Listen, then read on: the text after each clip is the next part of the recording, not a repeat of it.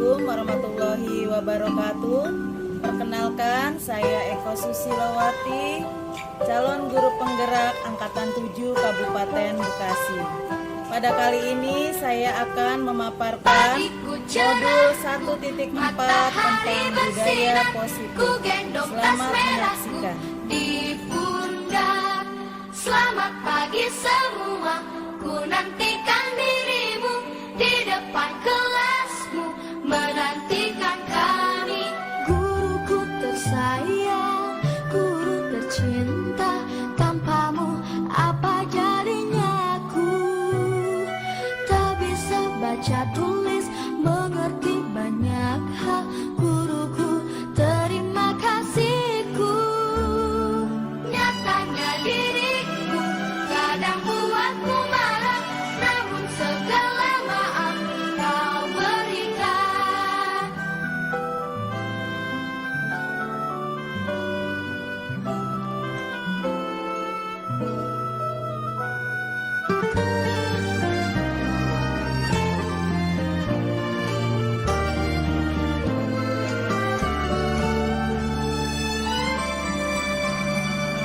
Selamat pagi semua, ku nantikan dirimu di depan kelasmu, menantikan kami. Guruku tersayang, guru tercinta, tanpamu apa jadinya aku? Tak bisa baca tulis, mengerti banyak hal, guruku terima kasihku. Nyatanya diriku kadang buatku marah, namun segala maaf kau berikan. Tanpamu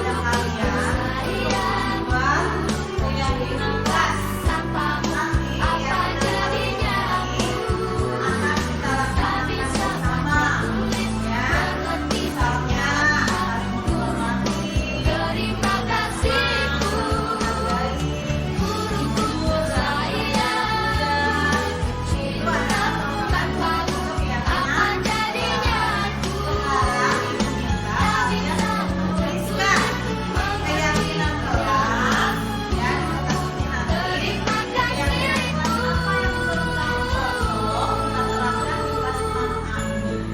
Semua ngerti? Paham? Oke, dibagikan.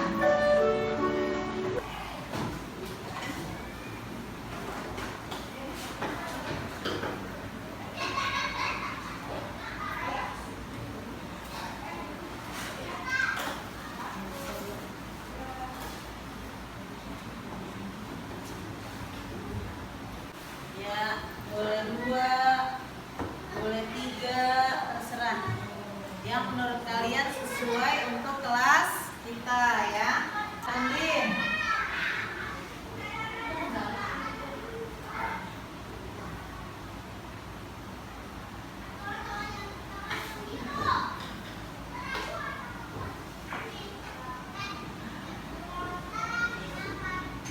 Jaya.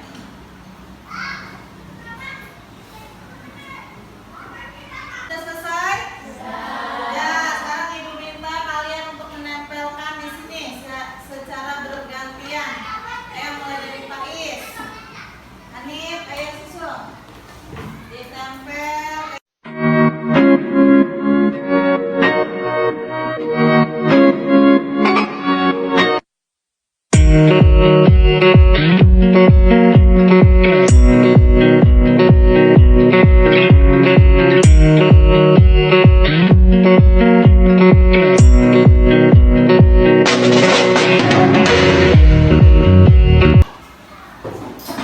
Dah, inilah keyakinan kelas yang sudah kita buat.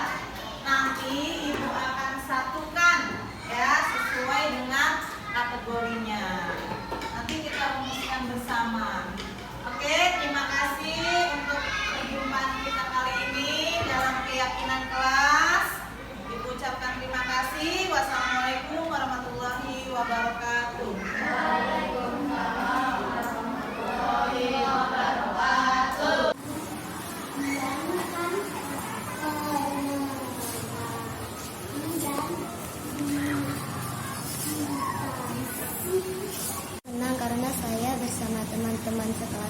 bisa merumuskan bersama keyakinan kelas 6A. Keyakinan kelas ini bersumber dari hati kami, dan kami tuliskan bersama keyakinan kelas ini harus dipatuhi dan taati oleh warga kelas 6A. Warahmatullahi wabarakatuh. Yang saya hormati Bapak Kepala Sekolah Bahagia 05, Bapak Haji Agus Supriyadi MSI, serta Bapak Ibu guru hebat di Bahagia 05. Alhamdulillah, hari ini saya diberi kesempatan untuk memberikan materi tentang budaya positif yang sudah saya terima di pendidikan calon guru penggerak angkatan 7. Teriak. Sekarang kita mau bermain lagi. Bermain menggenggam tangan. Ya, berpasangan ini, berdua. Udah mulai di videoin? Udah. Ya. Jadi bayangkan seolah-olah di genggaman Bapak Ibu ada suatu benda berharga. Ya. Bayangkan itu. Kemudian sebelahnya ingin membuka genggamannya. Jadi kayak Pak Fajar menggenggam. Nanti Pak Saril yang berusaha untuk membuka. Gitu. Sekuat apa coba tenaga Pak Fajar untuk mempertahankan barang berharga yang ada di genggamannya? 3, 2, 1. Coba. Satu tangan aja, cukup satu tangan. Satu tangan. Ya. Coba dibuka. Yang buka Bu Haji, yang genggam Bu Sandi. Nah, Bu Sandi genggam. Nah, Bu Haji berusaha untuk membukanya. Nah, coba Bu Alia buka genggaman Bu Dewi.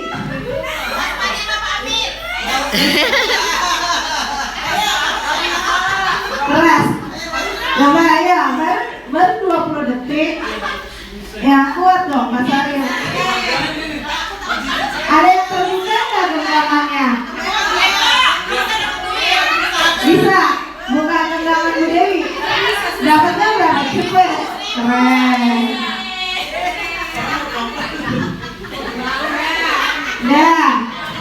Ya, cukup. Sakit juga. Nih, kemudian ada pertanyaan. Apakah Anda membuka genggaman tangan Anda? Apakah Anda membuka genggaman tangan Anda? Apa alasannya? Coba, Miss Ria. Miss Ria kan tadi yang menggenggam. Coba. Apakah Anda membuka genggaman Anda enggak? Tidak. Kenapa, Miss? Alasannya? Ya, mempertahankan apa yang saya punya di dalamnya kan, berharga kan. Karena Miss Ria berusaha untuk mempertahankan apa yang ada di genggamannya. Hebat. Beri tepuk tangan buat Miss Ria. Kemudian pertanyaan nomor 2. Apakah Anda menggenggam dengan kuat tangan Anda? Siapa yang menjawab? Apakah Anda menggenggam dengan kuat? Coba, Bu Eli. Bu Nur yang menggenggam tadi. Dengan kuat nggak Bu Nur?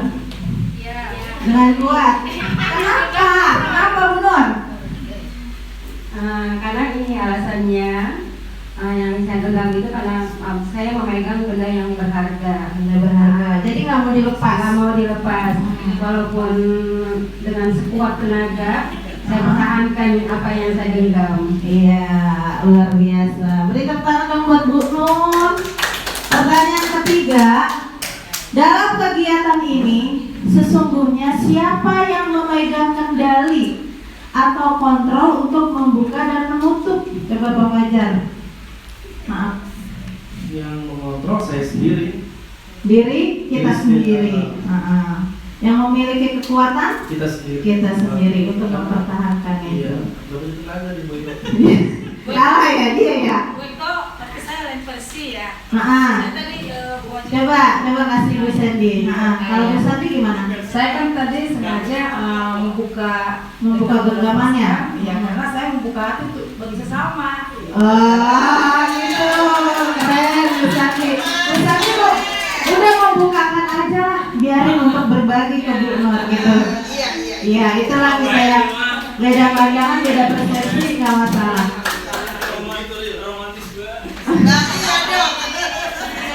Bu Satima ingin berbagi. Bu Sandy mengawali 2023 harus lebih baik lagi. Iya.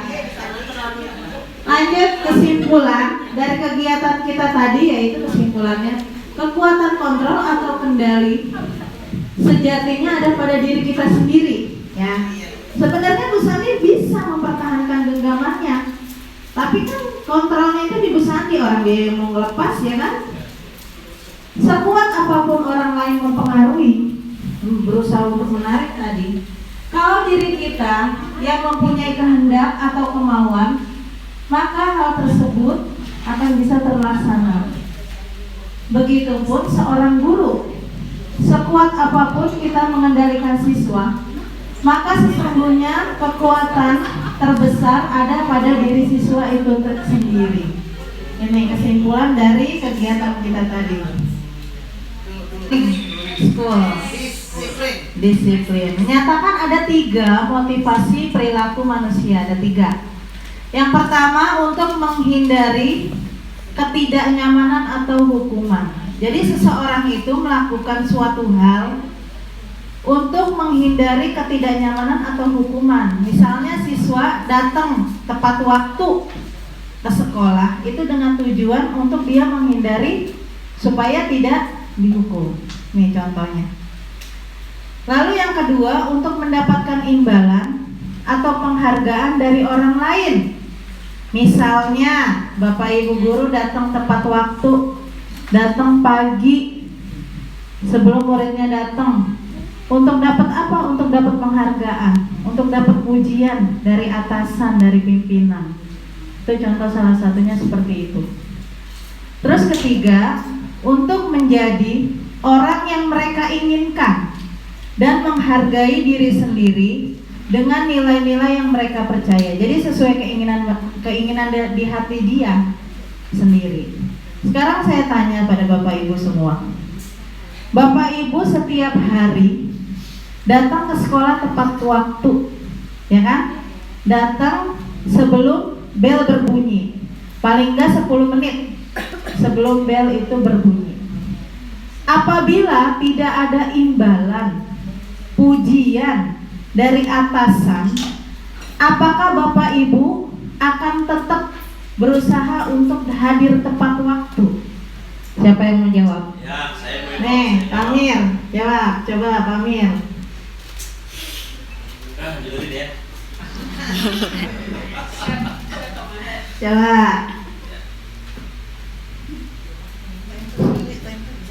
Terima kasih Bu Eko sudah menyempatkan waktu untuk saya menjawab. Jawaban dari saya, walaupun tanpa adanya pujian atau sanjungan dari lingkungan sekitarnya, baik dari pimpinan ataupun dari yang lainnya, saya akan datang tepat waktu. Kenapa demikian? Karena saya akan mencoba menanamkan sikap disiplin kepada anak-anak didik kita, terutama anak-anak yang memang kita sedang ajarkan, supaya mereka juga bisa membiasakan dirinya, bisa meniru apa yang sudah dikerjakan oleh gurunya. Jadi kita sebagai pendidik tidak perlu sanjungan ataupun pujian dari siapapun, karena itu datangnya semua dari diri kita sendiri. Oke, cuma itu saja buat Iya, hebat, luar biasa buat Pak Amir. Karena Pak Amir ingin menumbuhkan, ya, menumbuhkan nilai budaya positif. Pak Amir ingin memberikan contoh baik kepada murid-muridnya. Ini loh Pak, guru aja datangnya nggak terlambat. Masa kamu terlambat? Seperti itu ya kurang lebih Pak Amir. Ya, terima kasih buat jawaban Pak Amir. Lanjut berikutnya, ada studi kasus. Studi kasus nanti tolong dijawab ya. Iva kurang menguasai pelajaran matematika, sehingga pada saat pelajaran tersebut berlangsung, dia lebih banyak berdiam diri atau menggambar di buku pelajarannya. Pada saat guru matematikanya Pak Seno menanyakan pertanyaan kepada Iva, menjadi gugup dan tak sengaja menjatuhkan tasnya dari kursi.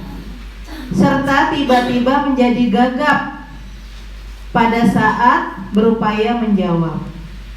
Seluruh kelas pun tertawa melihat perilaku Iva yang bicara tergagap dan terkejut tersebut. Pak Seno pada saat itu membiarkan teman-teman Iva menertawakan Iva yang tergagap dan malu luar biasa, dan malahan minta Iva untuk maju ke depan dan berdiri di depan kelas sambil menunjuk hidungnya karena tidak bisa menjawab pertanyaan Pak Seno. Kelas makin gaduh dan anak-anak pun tertawa melihat Iva di depan kelas memegang ujung hidungnya. Sudah terbayang kasusnya? Udah ya. Pertanyaan pertama, apakah Anda setuju dengan tindakan Pak Seno terhadap Iva? Mengapa? Yang kedua, menurut Anda tindakan Pak Seno terhadap Iva adalah sebuah hukuman atau konsekuensi? Siapa yang bersedia menjawab? Bu Haji, taruh dulu. Ya, coba Bu Haji Nur, bagaimana nih menurut Bu Haji atas kasus si Iva dan Pak Seno?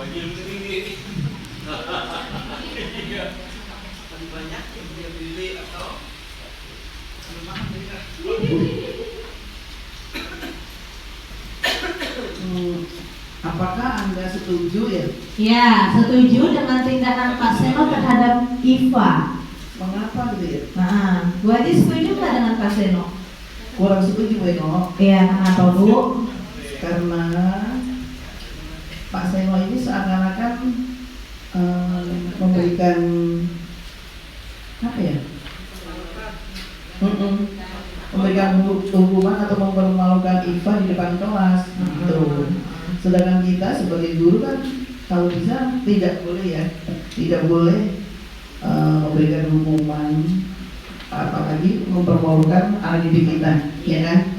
Baik itu di depan kita sendiri atau apalagi di depan Teman-temannya, iya. Sehingga Iva menjadi malu, takutnya nanti Ivanya tidak mau berangkat sekolah lagi. Iya, jadi rendah diri ya. Merasa rendah diri. Udah.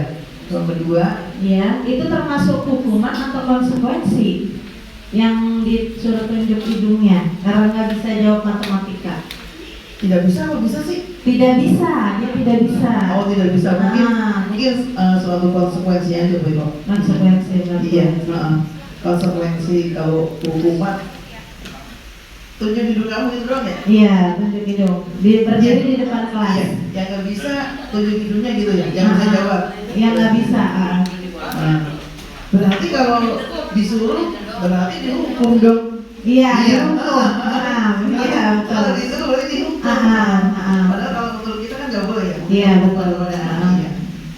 Terus nomor 2. Udah itu tadi. Menurut Bu Haji hukuman. Tapi menurut Anda ini sebuah hukuman. Oh, hukuman. Mengapa? Karena Iva tidak bisa menjawab. Padahal kita sebagai guru tidak boleh memberikan hukuman, apalagi hukuman fisik. Iya, betul sekali Bu Haji. Terima kasih Bu Eko. Iya, beri tepuk tangan buat Bu Haji Nur. Keren. Mati. Kenapa? Oh, atau konsekuensi. Nih, perbedaan. Apa perbedaan hukuman dan konsekuensi? Ya, hukuman bersifat satu arah. Satu arah diberikan guru tanpa memberitahu terlebih dahulu dan bersifat menyakitkan, bahkan kadang mempermalukan murid. Ya. Dulu saya waktu di Gang Sejahtera punya wali murid pindahan. Dia pindah ke SDN Bahagia 05 pada saat itu karena alasannya anaknya dihukum. Anaknya gemuk, ya. Dia datang terlambat. Disuruh sama gurunya memperagakan gerakan monyet di depan kelas. Gitu. Bayangkan Bapak Ibu, udah anaknya gemuk, dia suruh mempraktekkan gerakan seperti monyet karena datangnya terlambat waktu itu. Ya. Semenjak saat itu dia langsung down, nggak mau lagi berangkat ke sekolah. Akhirnya dia pindah, ya, memindahkan anaknya sekolah di SDN Bagian 05. Waktu itu saya masih di Gang Sejahtera waktu itu sekolah lama. Itu karena hukuman bersifat satu arah. Jadi hanya dari guru ke siswa. Mau nggak mau, suka tidak suka, ya kamu harus lakuin itu. Itu hukuman. Kalau konsekuensi, hukumannya bersifat dua arah. Karena adanya pelanggaran atau kesepakatan yang sudah dibuat sebelumnya. Contohnya, misalnya seperti kemarin kita sudah belajar membuat untuk kesepakatan kelas. Ya, kan siswa nulisin dulu tuh pertama, ya, di kertas. Kemudian kita ramu jadi satu, kita buatlah kesepakatan kelas. Misalnya datang tidak boleh terlambat. Mengerjakan soal harus dengan jujur dan percaya diri. Berarti kan tidak boleh menyontek. Nanti kita tanya ke siswa, seandainya yang terlambat, apa nih konsekuensinya? Udah, kesepakatan aja. Misalnya kata muridnya, nanti nggak boleh istirahat, Bu. Istirahatnya mundur 10 menit karena dia terlambatnya 10 menit misalnya. Itu boleh seperti itu. Tapi diusahakan jangan yang bersifat fisik hukumannya. Berarti adanya kesepakatan terlebih dahulu ya? Ya, kita kesepakatan dulu sama anak-anak. Kemarin kan kita udah bikin kesepakatan.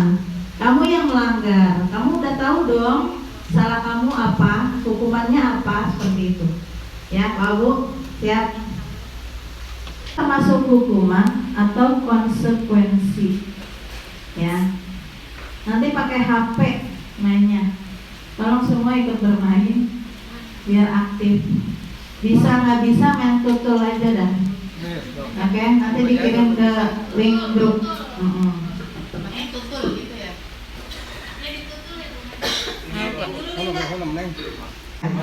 Mantap dong. Ayo yang lain. Saya itu ada. Belum, Pak Amir belum masuk. 53 detik lagi. Asmani masuk. Bu Nur masuk. Ayo Pak Amir, link ada Bu Yani, disusul Bu Nur, Pak Sahril, Bu Emi. Hukuman atau konsekuensi gitu. Iya, pilih. Itu hukuman atau konsekuensi dari kasus yang ada. Pak Abu masih menempati urutan pertama.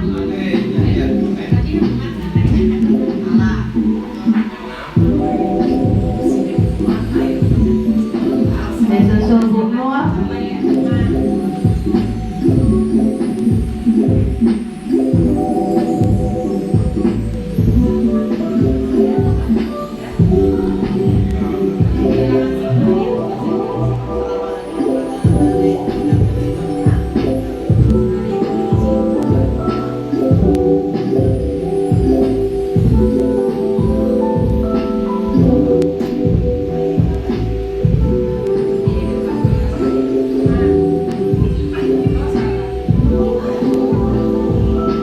Bu Nur belum ada yang lain nih. Tahril karena nomor 1. Selesai.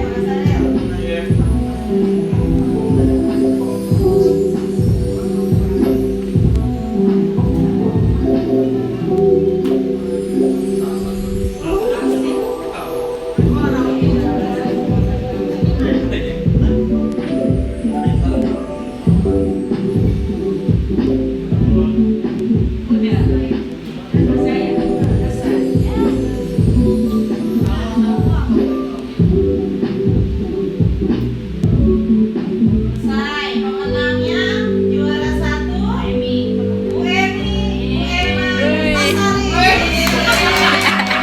Luar biasa. Gimana perasaannya kita bermain tadi? Bahagia, senang gitu. Bahagia, saya kalah Mas Ari. Ya, juara 1 Bu Emi. Bu Emi. Juara 2 Bu Emma. Pak Saril. Iya. Luar biasa Pak Saril. Udah memahami nih, mana hukuman, mana konsekuensi nanti. Iya, pintar. Lanjut, ada kasus lagi berikutnya, tolong disimak. Ya. Ibu Anas, guru kelas 2 SD. Nih, guru kelas 2. Mendapatkan masalah.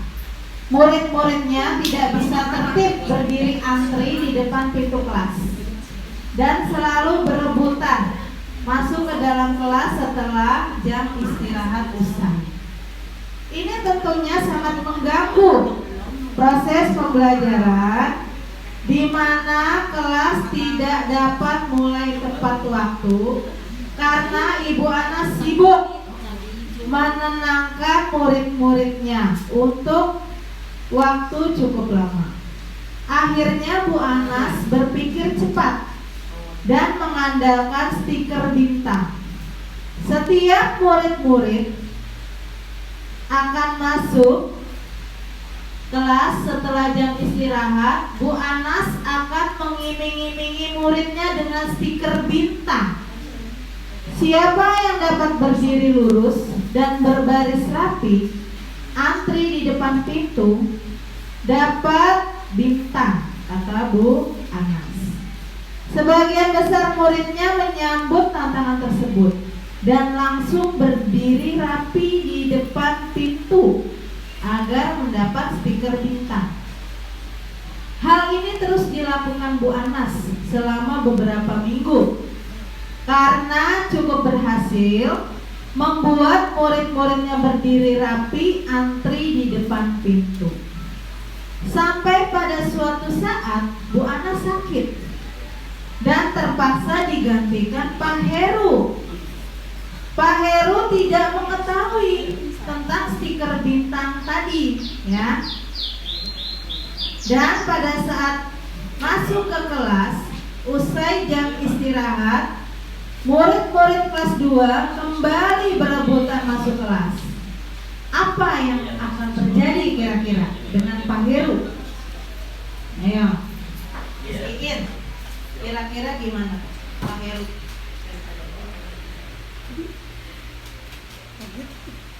Tadi karena Pak Heru nggak punya stiker bintang nih, dia hanya menggantikan Ibu Anas karena dia sakit. Bagaimana Miss? Ya, sebelumnya kan tidak ada komunikasi ya, sama Pak Anas sama Pak Heru, Bu Anas sama Pak Heru. Iya. Jadi karena tidak ada komunikasi, terjadilah seperti itu. Anak-anak jadi nggak tertib karena stikernya nggak, maksudnya kebiasaan Bu Anas tidak diterapkan di Pak Heru. Iya. Terus yang terjadi apa? Kelasnya? Tidak kondusif. Angkat gaduh, tidak rapi. Iya. Karena tidak ada komunikasi. Iya. Makasih ya Miss. Nomor 1. Berdasarkan teori motivasi, kira-kira apa motivasi murid-murid kelas 2 untuk bersedia berdiri antri sebelum masuk ke kelas? Motivasinya apa kira-kira? Apa Bu Dewi? Supaya mendapat stiker bintang dari bu gurunya. Itu motivasinya. Jadi dia kumpulin tuh stikernya, dapat berapa banyak. Terus pertanyaan kedua, adakah cara lain agar murid-murid kelas 2 bersedia antri di depan kelas tanpa diberi penghargaan stiker bintang?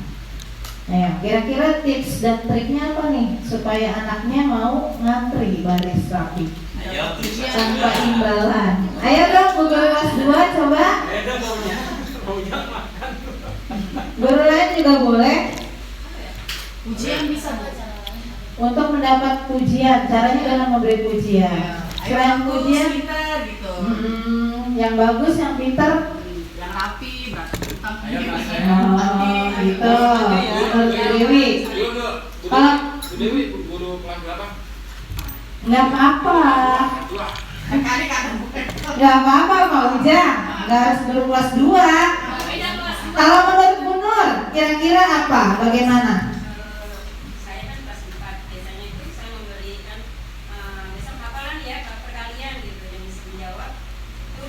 duluan. Oh, Enggak, masuk duluan. Enggak belum balik lagi ke belakang. Kejam kamu jadi sombong. Berarti yang bisa menjawab baru boleh masuk kalau benar seperti itu tipsnya. Pak Amir mungkin punya tips supaya muridnya ngantrinya rapi nih, tapi tanpa imbalan. Kira-kira gimana Pak Amir? Begini ya, kalau menurut saya, karena Menurut saya- Amir nih, menurut Amir ya. kelas 6 Gimana? kelas 6 itu banyak cara, tidak sama seperti anak kelas 2, karena anak kelas 2 itu dari kelas 1 sifatnya monoton, artinya selalu dikasih masukan-masukan yang tidak boleh putus. Kalau kelas 2, kalau kelas 6 beda Gimana Kak Bosno? ya, caranya hampir sama sih. Caranya hampir sama apa Pak Amir? Tipsnya apa dong? Ngomong panjang lebar sampai ke situ. Gini, ya sama sih, intinya sama kita semua, memotivasi anak itu dengan berbagai cara supaya anak itu menjadi lebih nurut.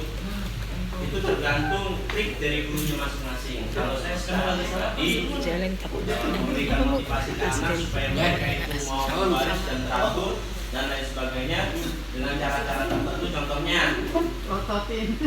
ya Pak Amir mah nggak galak kok. satu seperti itu mungkin. Yang kedua, saya bisa memberi motivasi lain seperti ya bilang ganteng, bilang cantik, bilang pinter, ya banyaklah hal-hal lain yang bisa membuat anak itu terinspirasi pikirannya bahwasanya gurunya itu betul-betul memang orang yang baik gitu. Supaya anak itu menjadi lebih menurut. Jadi panjang nanti jadi. Terima kasih Bang Amir buat jawabannya. Berarti dikasih pujian, motivasinya berupa pujian. Oke. Nah, masih. Nomor 1. Berdasarkan teori motivasi, kira-kira apa motivasi murid-murid kelas 2 untuk bersedia berdiri antri sebelum masuk ke kelas? Motivasinya apa kira-kira? Mendapat bintang. Apa Bu Dewi? Mendapat stiker. Supaya mendapat stiker bintang dari bu gurunya. Itu motivasinya. Jadi dia kumpulin tuh stikernya, dapat berapa banyak. Terus pertanyaan kedua, adakah cara lain agar murid-murid kelas 2 bersedia antri di depan kelas tanpa diberi penghargaan stiker bintang? Nah, kira-kira tips dan triknya apa nih supaya anaknya mau ngantri baris rapi Ayo, tanpa imbalan? Ayo dong Bu guru kelas 2 coba. Maunya makan. Guru lain juga boleh Ujian bisa Bu. untuk mendapat pujian. Caranya dengan memberi pujian. Selain pujian, pinter gitu. yang bagus, yang pintar. Yang rapi, berarti bintang. Ayo, Mas. Oh, gitu. Menurut Bu Dewi. Dulu, Kalau Bu Dewi, guru kelas berapa?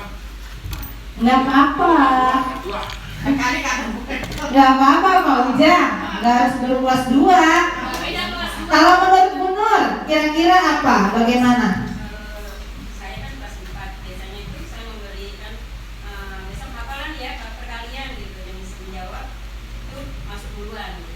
Oh, Enggak, masuk duluan. Enggak belum balik lagi ke belakang. Kejam kamu jadi sombong. Berarti yang bisa menjawab baru boleh masuk kalau benar seperti itu tipsnya.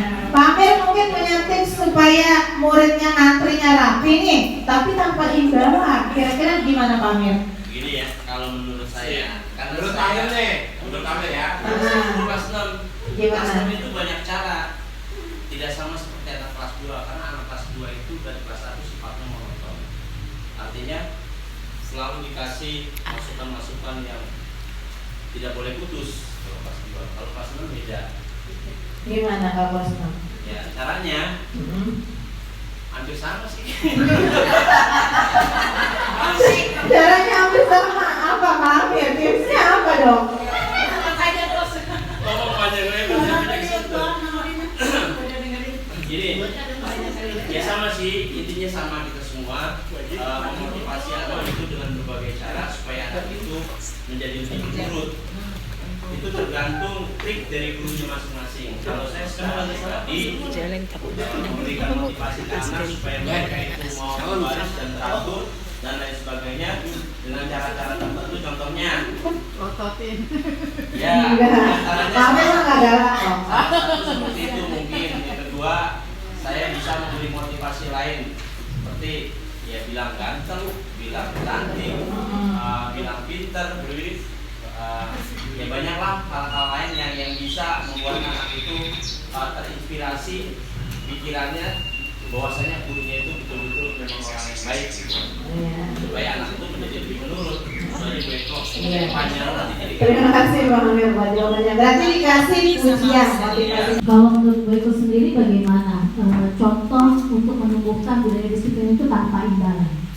Mohon pencerahan Boyko. Saya kan berusaha jawab ya Miss. Kalau menurut saya, walaupun tanpa diberi imbalan stiker bintang, pertama itu kita menumbuhkan karakter siswa itu sendiri dengan cara memberi motivasi. Kalau misalnya nih, kalian barisnya berantakan, acak-acakan, dilihatnya enak nggak sih? Terus kalian gimana rasanya? Kalau harus dempet-dempetan, desek-desekan, dorong-dorongan, itu bagaimana rasanya? Perasaan kalian bagaimana? Nggak nyaman pasti, nggak enak. Terus supaya kalian nyaman, enak bagaimana? Baris. Tolong berbaris yang rapi. Dengan berbaris itu kan kaliannya jadi tidak harus mengeluarkan energi ekstra tentunya. Terus Bu Guru juga jadi enak melihatnya, kelasnya rapi, jadi kondusif, seperti itu kurang lebih ya. Ya. Budaya positif merupakan perwujudan dari nilai-nilai atau keyakinan universal yang diterapkan di sekolah. Budaya positif diawali dengan perubahan paradigma tentang teori kontrol. Ini yang harus digarisbawahi, yaitu teori kontrol yang harus kita perbaiki. Pada dasarnya, manusia itu memiliki 5 kebutuhan dasar. Ada kebutuhan bertahan hidup, merasa diterima, kebutuhan kebebasan, kesenangan, dan penguasaan. Ini adalah 5 posisi kontrol yang tadi saya sampaikan di awal. Pertama, sebagai seorang penghukum, kemudian pembuat merasa bersalah, sebagai teman, pemantau, dan manajer. Peran guru sebagai seorang penghukum, biasanya kita cenderung sebagai seorang penghukum. Ciri-cirinya yaitu menggunakan hukuman fisik maupun verbal. Kemudian orang-orang yang menjalankan posisi penghukum senantiasa mengatakan bahwa sekolah merupakan sistem atau alat yang dapat lebih menekan. Nada suaranya tinggi, bahasa tubuhnya itu melotot biasanya, jari menunjuk-nunjuk cirinya. Kemudian hasil yang diperoleh untuk peserta didik itu, peserta didik menjadi marah, mendendam, karena dia merasa tidak terima, dipermalukan, dihukum di depan umum, suruh lari, suruh bersihin WC, ya kan? Jadi dia timbul rasa marah dan dendam. Bisa jadi sesudah dia kembali duduk, lalu mencoret-coret bukunya. Yang lebih buruk lagi, sepulang sekolah muridnya melihat motor atau mobil bapak ibu gurunya digores. Itu yang lebih bahaya lagi. Posisi kontrol yang kedua yaitu membuat merasa bersalah kepada siswa. Pada posisi ini guru bersuara lebih lembut. Membuat merasa bersalah menggunakan keheningan yang membuat orang lain merasa tidak nyaman, bersalah, dan rendah diri. Membuat merasa bersalah dengan nada suaranya memelas, halus, sedih, bahasa tubuhnya merapat pada anak dan lesu. Contohnya gini, Fajar, tolonglah nak, jangan ulangi lagi kesalahan kamu. Kamu gak kasihan sama Bu Guru? Bu Guru loh yang ditegur Pak Kepala Sekolah mulu kalau kamu datang terlambat. Seperti itu contohnya. Ya. Hasil yang didapatkan, murid akan merasa bersalah, ya, karena kan gurunya itu memelas, nadanya itu memelas tadi, terus merasa mengecewakan bapak ibu gurunya, lalu dia merasa gagal dan tidak sanggup membahagiakan orang lain. Yaitu sebagai teman, guru pada posisi ini tidak akan menyakiti muridnya, namun akan tetap berupaya mengontrol muridnya melalui persuasi. Kemudian bisa menimbulkan dampak negatif maupun positif. Dampak positifnya itu berupa hubungan baik antara guru dan murid. Kemudian pada posisi ini contohnya guru di posisi teman menggunakan hubungan baik dan humor. Nada suaranya ramah, akrab dan bercanda. Bahasa tubuhnya merapat pada murid, mata dan senyum jenaka. Hasilnya, murid akan merasa senang dan akrab dengan gurunya. Namun dampaknya apa kalau murid merasa kita sebagai teman? Songong, kurang ajar. Misalnya, contohnya, Ujang, oh kamu terlambat lagi, nggak apa-apa, udah santai aja. Gitu, seperti itu contohnya. Kita kan bestie, ya. Itu akan menimbulkan dampak negatifnya, siswa akan kurang ajar. Ya.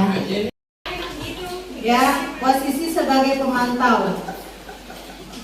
Memantau berarti mengawasi.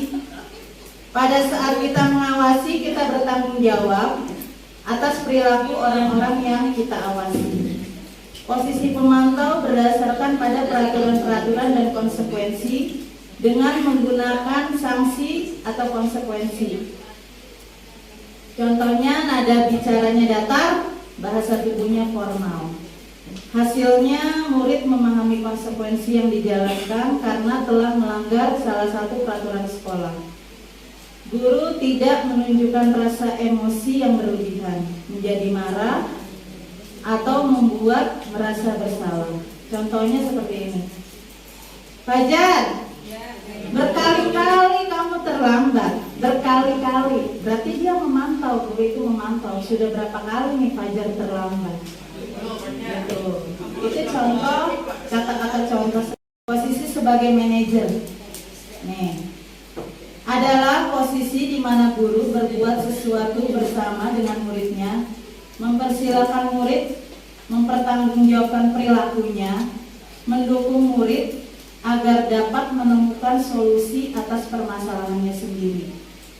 Kemudian seorang manajer telah memiliki keterampilan di posisi teman maupun pemantau, dan dengan demikian bisa jadi di waktu-waktu tertentu kembali kepada kedua posisi tersebut bila diperlukan. Nada suaranya tulus, bahasa tubuhnya tidak kaku, mendekat kepada murid. Contohnya seperti ini. Misalkan suatu hari Sahril datang terlambat. Ya. Kemudian jangan kita langsung omelin. Kita tanya dulu, Sahril, kenapa kamu datang terlambat, Nak? Misalkan kata Sahril, saya kesiangan Bu, tidurnya kemalaman. Kenapa tidurnya kemalaman? Karena semalam saya membantu ibunya berjualan. Berarti kan pada intinya Sahril ini punya sifat yang baik. Kemudian kita cari bersama solusinya. Bagaimana supaya Sahril besok lagi tidak datang terlambat. Gitu. Solusinya pertama, misalkan minta bangunin orang tuanya atau kakaknya yang berada di rumah, atau setel alarm. Itu pada posisi manajer ini diharapkan guru, ya, untuk menumbuhkan tadi budaya positif pada diri anak. Guru itu berperan sebagai seorang manajer yang mau untuk mendengarkan keluh kesah anak. Jadi ketika anak dinyatakan bersalah, kita tidak langsung memvonis anak tersebut salah, kita cari dulu penyebabnya apa, kemudian kita selesaikan bersama. Gitu. Konsekuensinya kamu bagaimana, yang kamu inginkan seperti apa. Kemudian keyakinan kelas merupakan kesepakatan yang dibuat antara guru dan siswa dengan tujuan agar siswa dapat mematuhi peraturan kelas yang sudah dibuat.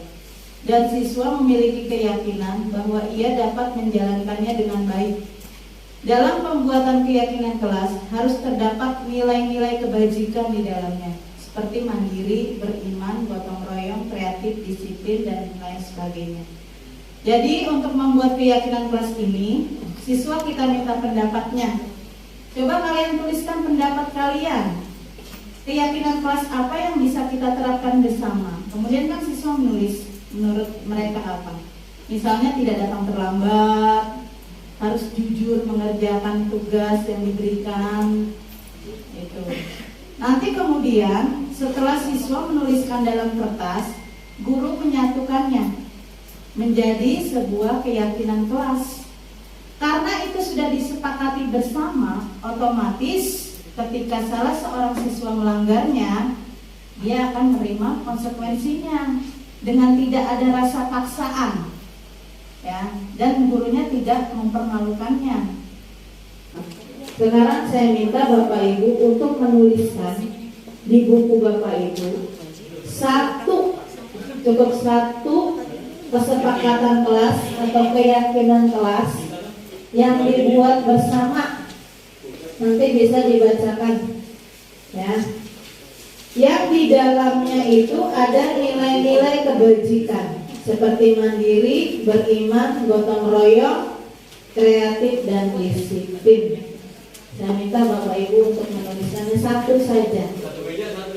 Satu orang satu. Satu orang satu. Ya. Udah. Dibikin dulu, coba dirumuskan.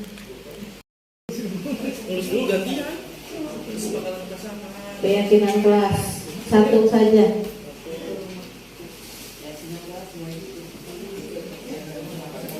Yang bisa diterapkan di kelas Bapak Ibu, kira-kira apa? Kesepakatan kelasnya, coba tolong Isria dibacakan kesepakatan kelas yang sudah dibuat. Contohnya, kesepakatan kelas yang saya buat yaitu seluruh warga kelas atau siswa dan guru sebelum belajar membaca doa.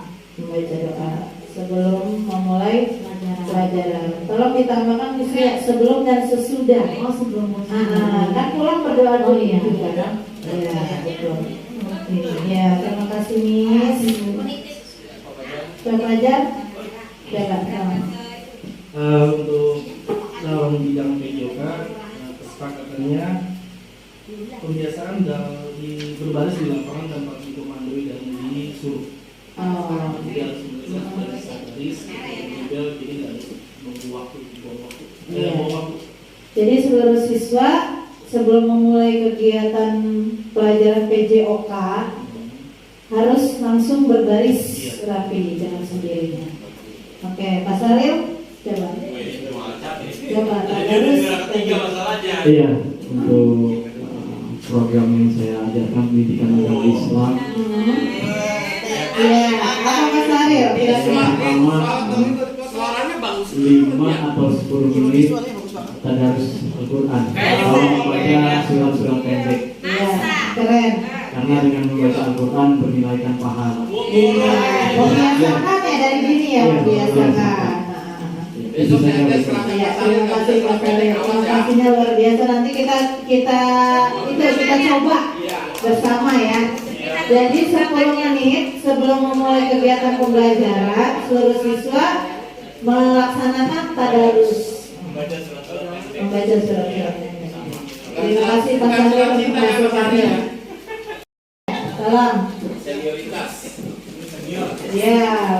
Bagaimana menurut Bu Haji kesepakatan kelas? Kesepakatan kelas di kelas 1 semua A, B, C, D sebelum masuk kelas anak-anak berbaris dengan rapi di depan kelas. Kemudian masuk sambil bersalaman dengan ibu guru kelas masing-masing. Dengan senyum, salam dan sapa. Iya. Terima kasih Bu Haji. Terima kasih. Ada tambahan lain mungkin? Bu Haji, satu aja atau ada lagi? Udah, cukup. Kemudian berdoa. Berdoa. Iya, sebelum memulai dan mengakhiri ya, sama seperti Miss Lia tadi ya. Iya. Terima Terima kasih Bu Haji. Restitusi adalah proses menciptakan kondisi bagi murid untuk memperbaiki kesalahan mereka sehingga mereka bisa kembali pada kelompok mereka dengan karakter yang lebih kuat. Restitusi juga merupakan proses kolaboratif yang mengajarkan murid untuk mencari solusi untuk masalah mereka dan membantu murid berpikir tentang orang seperti apa yang mereka inginkan dan bagaimana mereka harus memperlakukannya orang lain.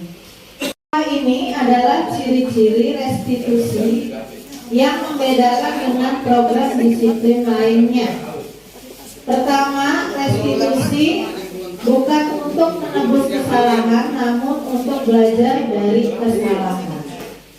Yang kedua, restitusi untuk memperbaiki hubungan guru dengan siswanya.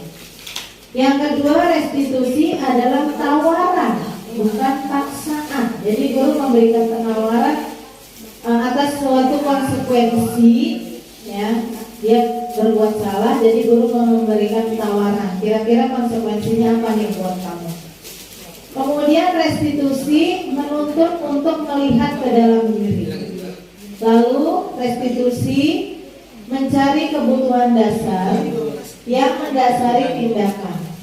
Restitusi fokus pada karakter bukan tindakan. Dan yang terakhir yaitu restitusi fokus pada solusi.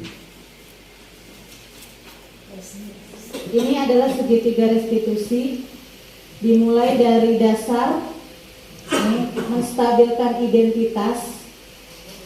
Dengan kata-kata gurunya, setiap orang pasti pernah melakukan kesalahan. Atau tidak, kamu bukan satu-satunya yang pernah melakukan ini. Seperti tadi terlambat contohnya, ya. Setiap orang pasti pernah melakukan kesalahan. Bukan hanya kamu yang datang terlambat kali ini saja. Seperti itu contohnya. Kemudian di fase yang kedua yaitu validasi tindakan yang salah. Kamu tentu punya alasan mengapa melakukan itu. Kenapa kamu tadi datang terlambat? Pasti ada alasannya. Karena dia tidurnya kemalaman membantu orang tua. Kemudian menanyakan keyakinan. Tadi kan kita sudah buat keyakinan kelas, ya. Kemudian keyakinan kelas apa yang sudah Sahril langgar? Keyakinan kelas untuk tidak datang terlambat, Bu. Pasti kan Sahril jawab seperti itu kan? Kemudian bagaimana caranya supaya Sahril tidak datang terlambat? Boboknya jangan terlalu ya, malam. tidurnya tidak terlalu malam. Betul. Berikut ini akan saya coba jelaskan mengenai segitiga restitusi, di mana sisi satu itu menstabilkan identitas. Pada bagian dasar dari segitiga bertujuan untuk mengubah identitas anak dari orang yang gagal karena melakukan kesalahan menjadi orang yang sukses.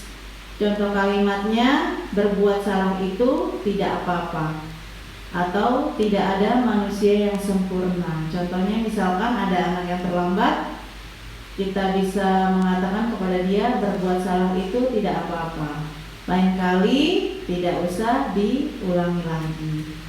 Itu. Kemudian pada sisi kedua yaitu validasi tindakan yang salah. Setiap tindakan kita dilakukan dengan suatu tujuan, yaitu memenuhi kebutuhan dasar. Contoh kalimatnya, kamu pasti punya alasan mengapa melakukan hal itu. Padahal kamu bisa melakukan yang lebih buruk. Contoh kalimatnya tadi pada kasus yang terlambat, misalnya, kamu pasti punya alasan mengapa kamu datang terlambat. Jadi guru tidak boleh langsung menghukum. Ya, guru itu lebih baik untuk bertanya dulu, apa alasan dia untuk terlambat. Kemudian di sisi 3 yaitu menanyakan keyakinan. Pada tahap ini guru menanyakan keyakinan yang sudah dilanggar siswa, lalu menjelaskan agar siswa tidak mengulangi kesalahannya lagi. Guru menanyakan keyakinan kelas apa yang sudah kamu langgar, yaitu keyakinan kelas untuk hadir tepat waktu. Kemudian guru memberikan nasihat atau penjelasan kepada siswanya untuk kedepannya tidak mengulanginya lagi.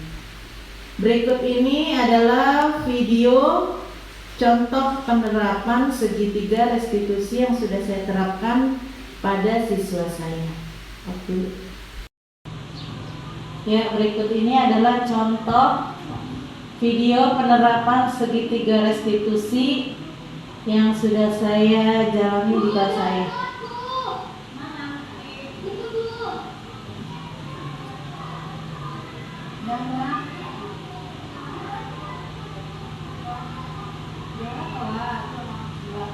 Ada salah seorang siswa yang datang terlambat, kemudian guru menstabilkan identitas dengan cara menanyakan penyebabnya. Kenapa si Zahra ini datangnya terlambat? Ternyata setelah ditanya oleh guru, Zahra ini datang terlambat karena dia tidur kemalaman dan membantu orang tuanya berjualan. Lalu guru menanyakan keyakinan kelas apa yang sudah dilanggar.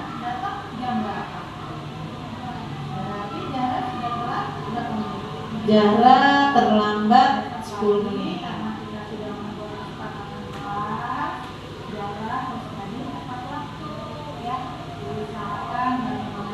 Dan guru meminta Zahra untuk kedepannya tidak datang lagi terlambat. Dan guru mempersilahkan siswa tersebut untuk masuk ke kelasnya dan melaksanakan kegiatan pembelajaran. Ya, demikianlah tadi contoh video penerapan segitiga restitusi. Kesimpulan dari video itu, guru menerapkan 3 tahap atau 3 langkah dari segitiga restitusi ini. Yang pertama yaitu guru menstabilkan identitas. Ya, pada sisi ini yang pertama, menstabilkan identitas dengan menanyakan terlebih dahulu. Kemudian yang tahap kedua yaitu guru memvalidasi tindakan yang salah. Seorang guru menanyakan penyebabnya, kenapa siswa tadi terlambat. Pada kasus tadi Zahra datang terlambat karena semalam dia tidurnya kemalaman karena membantu orang tuanya untuk berjualan. Sebenarnya sifat Zahra ini baik, ya kan Bapak Ibu, dia mau membantu orang tuanya untuk berjualan. Namun efeknya apa? Dia tidurnya kemalaman sehingga bangun pagi kesiangan dan terlambat datang ke sekolah. Kemudian pada sisi ketiga yaitu guru menanyakan keyakinan kelas apa yang sudah dilanggar, yaitu keyakinan kelas untuk datang tepat waktu, dan guru itu menasehati siswanya untuk kedepannya tidak datang lagi terlambat. Sekian Bapak Ibu, terima kasih. Baiklah Bapak Ibu, demikian tadi ya paparan dari saya.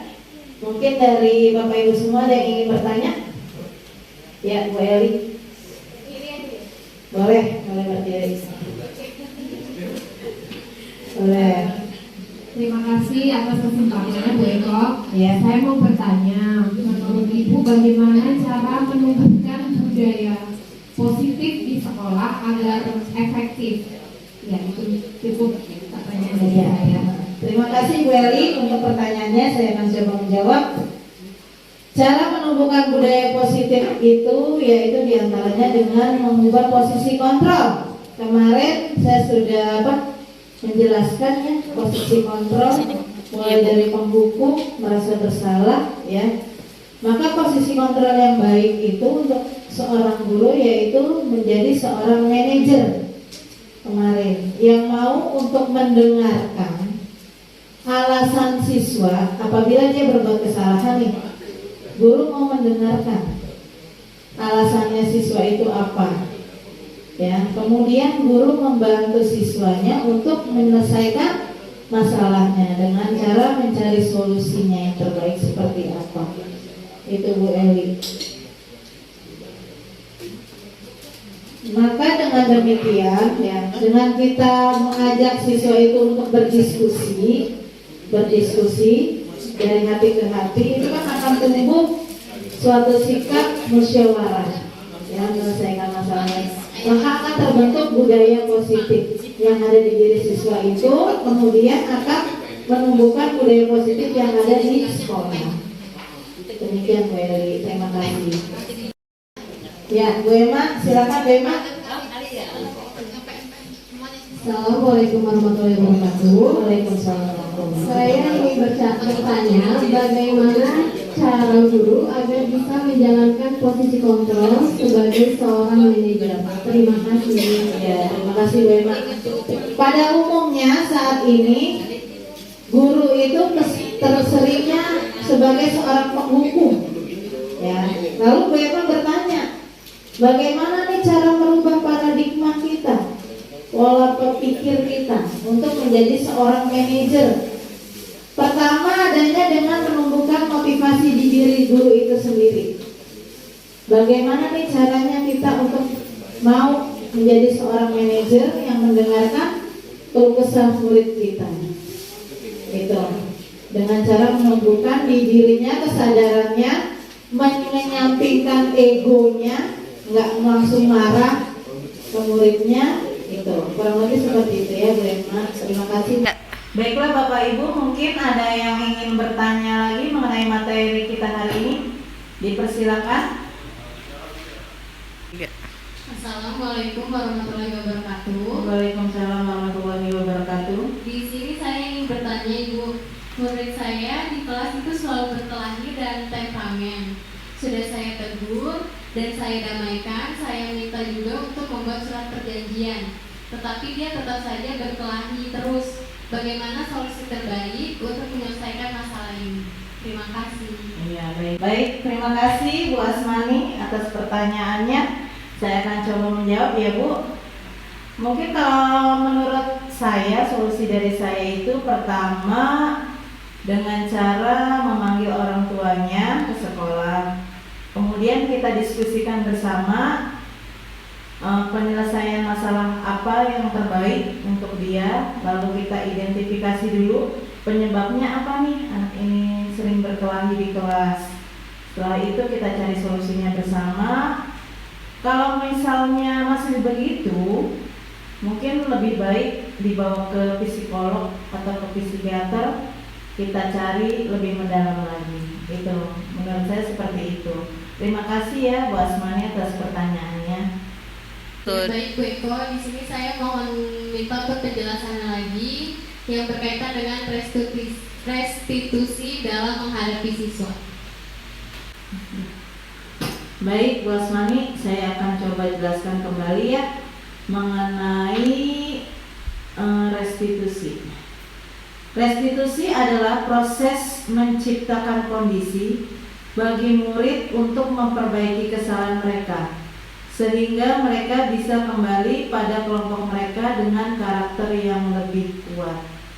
Contohnya tadi pada kasus siswa yang terlambat, jadi guru itu mencoba untuk membentuk karakter siswa itu dengan cara memberikan motivasi-motivasi tentunya agar siswa itu ke depannya memiliki karakter yang lebih baik lagi dan mau datang ke sekolah tepat waktu. Dan contoh tadi yang Bu Asmani, contoh kasus yang Bu Asmani tadi sampaikan pada siswa yang berkelahi, guru memberikan motivasi, memberikan nasihat agar anak tersebut tidak mengulangi kesalahan itu lagi. Kemudian dia tidak dikucilkan tentunya oleh teman-temannya dan bisa kembali ke kelompoknya dengan karakter yang lebih kuat. Sekian, terima kasih. Ya. Demikianlah tadi Bapak Ibu semua paparan tentang budaya positif yang perlu kita kembangkan di sekolah kita. Terima kasih kepada Pak Haji Agus atas waktunya dan motivasi yang selalu diberikan untuk saya. Dan terima kasih banyak kepada Bapak Ibu guru yang sudah menyempatkan waktunya, memberikan waktunya kepada saya untuk memaparkan diseminasi tentang budaya positif. Mohon maaf apabila dalam penyampaian ada tutur kata atau ada kurang lebihnya. Saya hanya manusia biasa, kesempurnaan milik Allah Subhanahu wa Ta'ala. Sekian dan terima kasih. Wassalamualaikum warahmatullahi wabarakatuh. Waalaikumsalam warahmatullahi wabarakatuh. Ya, terima kasih Bapak Ibu semua. Assalamualaikum warahmatullahi wabarakatuh. Alhamdulillah di SDN Bahagia 05 ini ada salah seorang guru penggerak angkatan ke-7 Kabupaten Bekasi yang bernama Ibu Eko Susilawati.